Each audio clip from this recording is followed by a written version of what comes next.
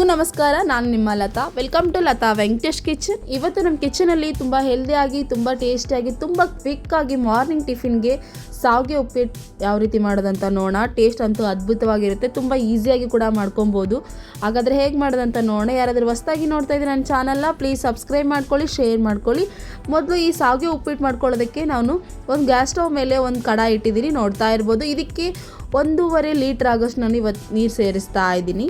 ಸ್ವಲ್ಪ ಚೆನ್ನಾಗಿ ಬಾಯ್ಲ್ ಆದ ನಂತರ ಇದಕ್ಕೆ 1-2 ಕಪ್ ಆಗೋಷ್ಟು ನಾನು ಇವಾಗ ಸಾವಿಗೆ ಸೇರಿಸ್ತಾ ಇದ್ದೀನಿ. ನಾರ್ಮಲಾಗಿ ಅಂಗಡಿಯಲ್ಲಿ ಸಿಗುತ್ತಲ್ವ ಸಾವಿಗೆ, ನಾವು ಸಾವಿಗೆ ಪಾಯಸ ಮಾಡ್ಕೊಳ್ಳೋಕ್ಕೆ ತೊಗೊತೀವಲ್ವ, ಆ ಸಾವಿಗೆಯಿಂದ ಮಾಡ್ತಾ ಇದ್ದೀನಿ.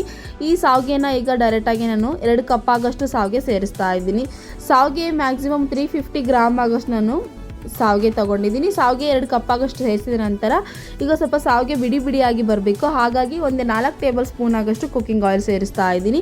ಕುಕ್ಕಿಂಗ್ ಆಯಿಲ್ ಸೇರಿಸಿದ ನಂತರ ಈಗ ಚೆನ್ನಾಗಿ ಮಿಕ್ಸ್ ಮಾಡ್ಕೊಳ್ಳಿ. ಮಿಕ್ಸ್ ಮಾಡ್ಕೊಂಡ ನಂತರ ಸ್ವಲ್ಪ ಟೇಸ್ಟಿಗೆ ತಕ್ಕ ಹಾಗೆ 1 ಟೇಬಲ್ ಸ್ಪೂನ್ ಆಗೋಷ್ಟು ಉಪ್ಪು ಸೇರಿಸ್ಕೊಳ್ಳಿ. ಸೇರಿಸಿದ ನಂತರ ಇನ್ನೊಮ್ಮೆ ಚೆನ್ನಾಗಿ ಮಿಕ್ಸ್ ಮಾಡ್ಕೊಳ್ಳಿ. ಮಿಕ್ಸ್ ಮಾಡ್ಕೊಂಡ ನಂತರ ಜಾಸ್ತಿ ಕುದಿಸೋಕೆ ಹೋಗಬೇಡಿ, ಒಂದು ಸ್ವಲ್ಪ ಗಟ್ಟಿಯಾಗಿರ್ಬೇಕಾದ್ರೇ ವಾಟರ್ನೆಲ್ಲ ಚೆನ್ನಾಗಿ ಬೈಸ್ಕೊಂಬಿಡಿ. ಈಗ ನೋಡ್ತಾ ಇರ್ಬೋದು ನಾನು ಯಾವ ಥರ ಮಾಡ್ಕೊಂಡಿದ್ದೀವಿ. ಸ್ವಲ್ಪ ಗಟ್ಟಿಯಾಗಿ ಚೆನ್ನಾಗಿ ಬೆಂದಿದೆ, ಈಗ ರೆಡಿ ಆಗಿದೆ.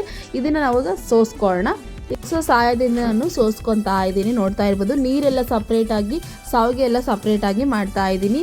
ಈ ವಿಧಾನದಲ್ಲಿ ನೀವು ಮಾಡ್ಕೊಳ್ಳಿ. ಸ್ವಲ್ಪ ಈ ಥರ ಮಾಡ್ಕೊಳ್ಳೋದ್ರಿಂದ ಗಟ್ಟಿಯಾಗಿ ತುಂಬ ಉದುರಾಗಿ ಸಾವಿಗೆ ತುಂಬ ಚೆನ್ನಾಗಿ ಬರುತ್ತೆ. ಹಾಗಾಗಿ ಈಗ ಸೋಸಿ ರೆಡಿ ಮಾಡ್ಕೊಂಡಿರುವ ಸಾವಿಗೆನ ಇದನ್ನು ನಾನು ಪಕ್ಕಕ್ಕೆ ಎತ್ತಿಡ್ತಾ ಇದ್ದೀನಿ.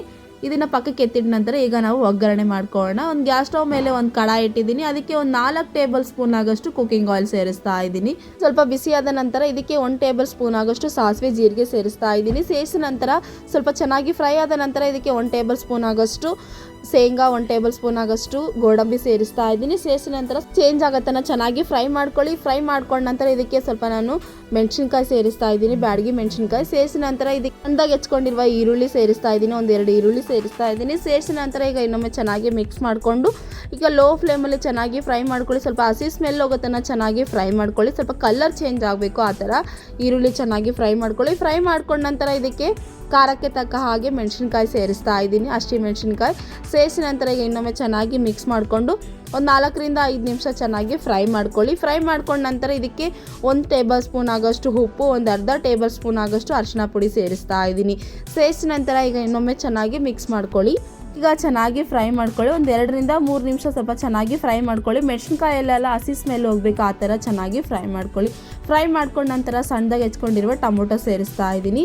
ಟೊಮೊಟೊ ಸೇರಿಸಿದ ನಂತರ ಈಗ ಇನ್ನೊಮ್ಮೆ ಚೆನ್ನಾಗಿ ಮಿಕ್ಸ್ ಮಾಡಿಕೊಂಡು ಟೊಮೊಟೊ ಸ್ವಲ್ಪ ಸಾಫ್ಟ್ ಆಗೋತನ ಚೆನ್ನಾಗಿ ಫ್ರೈ ಮಾಡ್ಕೊಳ್ಳಿ. ಈಗ 2-3 ನಿಮಿಷ ಸಾಫ್ಟ್ ಆಗೋತನ ಚೆನ್ನಾಗಿ ಫ್ರೈ ಮಾಡ್ಕೊಳ್ಳಿ. ಕ್ಯಾಪ್ ಕ್ಲೋಸ್ ಮಾಡಿ ಇಟ್ಬಿಡಿ, ಬೇಗ ಫ್ರೈ ಆಗಿಬಿಡುತ್ತೆ. ಈಗ ನೋಡ್ತಾ ಇರ್ಬೋದು ಸ್ವಲ್ಪ ಸಾಫ್ಟಾಗಿ ಚೆನ್ನಾಗಿ ರೆಡಿ ಆಗ್ತಾ ಇದೆ.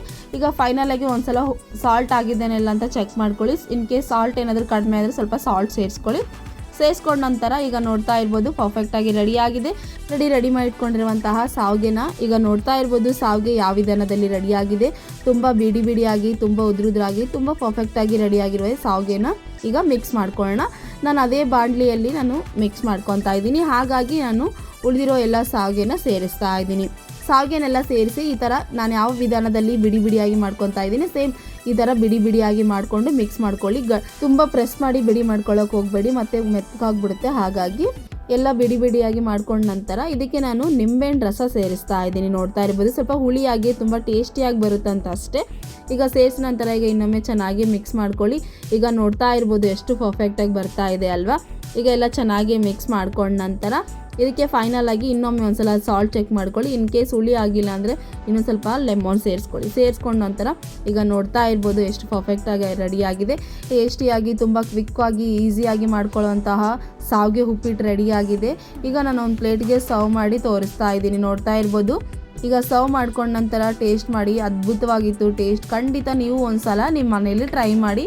ಹೇಗಿದೆ ಅಂತ ನನಗೆ ಕಮೆಂಟ್ ಬಾಕ್ಸಲ್ಲಿ ತಿಳಿಸ್ಕೊಡೋದು ಮರಿಬೇಡಿ. ಪ್ಲೀಸ್ ಲತಾ ವೆಂಕಟೇಶ್ ಯೂಟ್ಯೂಬ್ ಚಾನಲ್ಗೆ ಸಬ್ಸ್ಕ್ರೈಬ್ ಮಾಡಿ, ಶೇರ್ ಮಾಡಿ. ಥ್ಯಾಂಕ್ ಯು ಸೋ ಮಚ್ ನನ್ನ ವಿಡಿಯೋ ನೋಡೋದಕ್ಕೆ. ಮತ್ತೆ ಹೊಸ ಕಂಟೆಂಟ್ ಜೊತೆ ಮತ್ತೆ ಸಿಗ್ತೀನಿ. Thank you.